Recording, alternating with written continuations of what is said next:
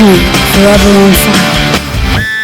ಕೊಲೆ ಆರೋಪಿ ದರ್ಶನ್ಗೆ ಮುಳುವಾಗುತ್ತಾ 1,00,000 ರೂಪಾಯಿಯ ಜೀನ್ಸ್ ಪ್ಯಾಂಟ್ ಲುಮಿನಲ್ ಟೆಸ್ಟ್ ಮೂಲಕ ಪೊಲೀಸರಿಗೆ ಪತ್ತೆಯಾಗಿದೆ ಬಲವಾದ ಸಾಕ್ಷ್ಯ. ಆ ಒಂದು ಪ್ಯಾಂಟ್ ಬಗ್ಗೆ ನಿರ್ಲಕ್ಷ್ಯ ವಹಿಸಿದ್ದಕ್ಕೆ ಅಂದ್ರೆ ದುಬಾರಿ ಪ್ಯಾಂಟ್ ಅನ್ನುವಂತ ಕಾರಣಕ್ಕೆ ಪ್ಯಾಂಟ್ ಅನ್ನ ನಾಶಪಡಿಸದೆ ಸಾಕ್ಷ್ಯವನ್ನ ನಾಶಪಡಿಸದೆ ಹಾಗೆ ಉಳಿಸ್ಕೊಂಡಿದ್ದಕ್ಕೆ ಈಗ ಆ ಪ್ಯಾಂಟೇ ದರ್ಶನ್ಗೆ ಕಂಟಕವಾಗ್ತಾ ಇದೆ. ಉಳಿದ ಸಾಕ್ಷ್ಯಗಳನ್ನ ನಾಶಪಡಿಸೋದಕ್ಕೆ ಪ್ರಯತ್ನ ಮಾಡಿದ್ರು, ಸಿಸಿಟಿವಿ ದೃಶ್ಯಗಳನ್ನ ಡಿಲೀಟ್ ಮಾಡಿದ್ರು. ಆದ್ರೆ ಈ ಸಾಕ್ಷ್ಯ ಮಾತ್ರ ಹಾಗೆ ಉಳ್ಕೊಂಡಿದೆ. ಎಲ್ಲಾ ಸಾಕ್ಷ್ಯವನ್ನ ನಾಶ ಮಾಡಿ ಜೀನ್ಸ್ ಪ್ಯಾಂಟ್ ಮಾತ್ರ ಬಿಟ್ಟಿದ್ರು ದರ್ಶನ್. ಘಟನೆ ಬಳಿಕ ಬಟ್ಟೆ ಒಗೆದು ಒಣಗಿಸಿ ಇಟ್ಟದಂತಹ ಕೊಲೆ ಆರೋಪಿ ದರ್ಶನ್ ಆ ಬಟ್ಟೆಗಳನ್ನ ಸ್ಥಳ ಮಹಜರು ಸಂದರ್ಭದಲ್ಲಿ ಪೊಲೀಸರು ವಶಕ್ಕೆ ಪಡೆದುಕೊಂಡಿದ್ರು.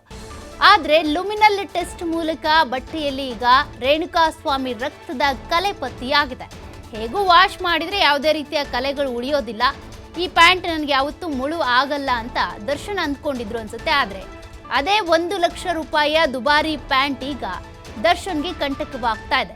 ಪೊಲೀಸರು ವಶಕ್ಕೆ ಪಡ್ಕೊಂಡಿರುವಂತಹ ಬ್ಲೂ ಜೀನ್ಸ್ ಪ್ಯಾಂಟ್ ಮತ್ತೆ ಬ್ಲ್ಯಾಕ್ ಟಿ ಶರ್ಟ್ ಅನ್ನ ಅಧಿಕಾರಿಗಳು FSL ಕಚೇರಿಯಲ್ಲಿ ಲುಮಿನಲ್ ಟೆಸ್ಟ್ಗೆ ಒಳಪಡಿಸಿದ್ರು. ಆ ಸಂದರ್ಭದಲ್ಲಿ ಆ ಟಿ ಶರ್ಟ್ ಹಾಗೂ ಜೀನ್ಸ್ ಪ್ಯಾಂಟ್ ಮೇಲೆ ಇದ್ದಂಥದ್ದು DNA ಏನಿದೆ ರೇಣುಕಾಸ್ವಾಮಿಯ DNA ಅಂತ ಪತ್ತೆಯಾಗಿರುವಂಥದ್ದು. ಲುಮಿನಲ್ ಟೆಸ್ಟ್ ಮಾಡಿದಂಥ ಸಂದರ್ಭದಲ್ಲಿ ಆ ಒಂದು DNA ಪತ್ತೆಯಾಗಿದೆ. ಆ DNA ಹಾಗೂ ಮೃತದೇಹ ಅಂದರೆ ರೇಣುಕಾಸ್ವಾಮಿಯ ಮೃತದೇಹದಿಂದ ಪಡೆದುಕೊಂಡಂತಹ DNA ಎರಡೂ ಕೂಡ ಮ್ಯಾಚ್ ಆಗಿದೆ. ಹಾಗಾಗಿ ದರ್ಶನ್ಗೆ ಮತ್ತಷ್ಟು ಸಂಕಷ್ಟ ಹೆಚ್ಚಾಗ್ತಾ ಇದೆ.